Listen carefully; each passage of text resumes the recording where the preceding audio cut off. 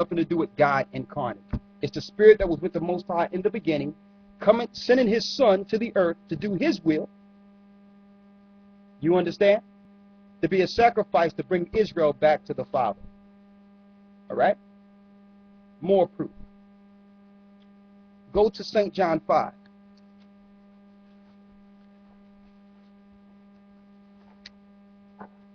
Go to St. John 5. Right? And I need you to read the 36th verse.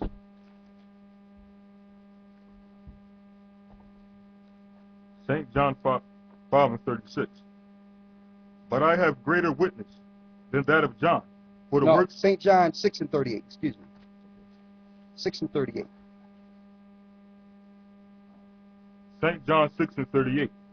For I came down from heaven, not to do my own will, but the will of him that sent me. Read it again. For I came down from heaven, not to do my own will, but the will of him that sent me. So the Most High sent Christ to do what? To do his will. So if Christ says, I came not to do mine own will, but the will of him that sent me, how can he be the Most High? Did he send himself? See, that's the confusion that's in some of these Christian doctrines here. Read down to the 44th verse. Read all the way through. Verse 37. All that the Father giveth me shall come to me, and him that cometh to me I will no wise. You at 6 and 38? 6 and 38. Can you see? Yeah. All right, read all the way down. Verse 38. For I came down from heaven, not to do mine own will, but the will of him that sent me. Go ahead. And this is the Father's will, which hath sent me, that all of which he hath given me I should lose nothing, but should raise it up again at the last day. Go ahead. And this is the will of him that sent me, that everyone which seeth the Son and believeth on him may have everlasting life. So if you believe on the Son, you should have everlasting life. That's separate from the Father. Read. And I will raise him up at the last day. The Jews then murmured at him, because he said, I am the bread which came down from heaven.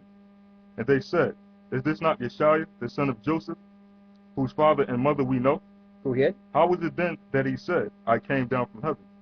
Yeshua therefore answered and said unto them, Murmur not among yourselves.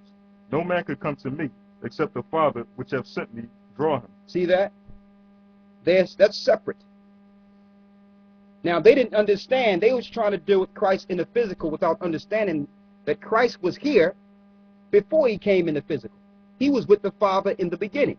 Go to Colossians 1 and 13. The Most High never left the throne. The Most High always did the will of the Father. Christ, excuse me. Always did the will of the Father. How you doing, sister? Long time no see. You thought I was going to let you sneak by it? Oh, okay. Thought I was going to let you sneak by, didn't you? 1 and 13. Colossians 1 and 13, yeah. Colossians 1 and 13. Read that. Who have delivered us from the power of darkness, and have translated us into the kingdom of his dear Son, in whom we have redemption through his blood, even the forgiveness of sins, who is the image of the invisible power. He's the image of the invisible power, which means he looked just like the Most High. When the Most High sent him in the earth, he looked exactly like the Most High in the physical. Read.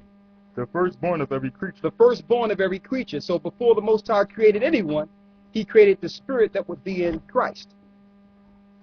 That was the first spirit he created. That's what made him that sacrifice. You understand? That's what made him worthy to be the sacrifice, because he was the first of all creation. Read on. For by him were all things created. Everything was created by Christ. The Most High never left the throne. In the beginning, he sent Christ to make the angels. He sent Christ to make Adam and make everything. Y'all see that? Read.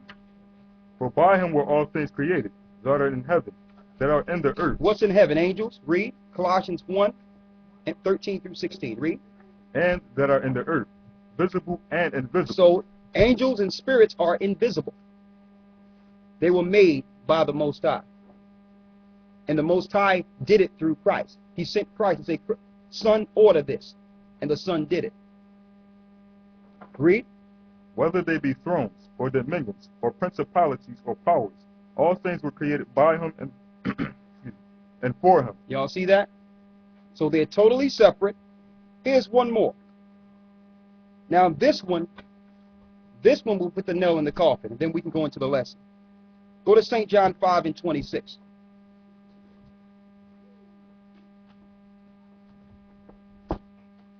This will put the nail in the coffin, then we can get into the class. Good, it's 9 o'clock. We're going to go about 15 to 20 minutes over tonight, if y'all don't mind, because there's a lot of things we want to address.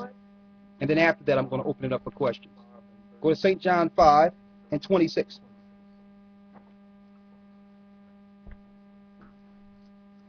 You got the second tape, right? Okay. Okay. All right. Good. Read that. St. John 5 and 26. For as the Father hath life in himself, so has he given to the Son to have life in himself. Read it nice and slow. Again, nice and slow. And you need a bigger Bible? Yeah, I'm using it. Let's give him a bigger Bible, because he's going to have to really be able to get through this tonight. Here you go.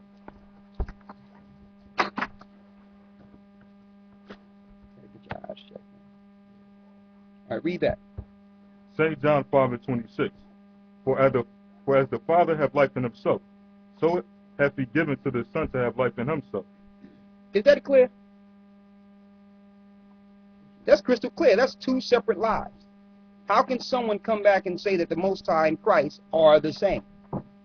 Who was Christ praying? Was Christ praying to himself when he was praying to the Father? So when it says that they are one, they are in one mind and in one mindset with each other. They're not against each other. That's what it means that they're one. All right? Now, why would the Christian church want you to believe? Now, that's part of the credos. If you go to theologian seminary, if you don't believe that Christ is God, you cannot teach in no churches. You have to believe that. Why? Because they were following Zeus. They were following Zeus. Here's the three gods they were following under Rome.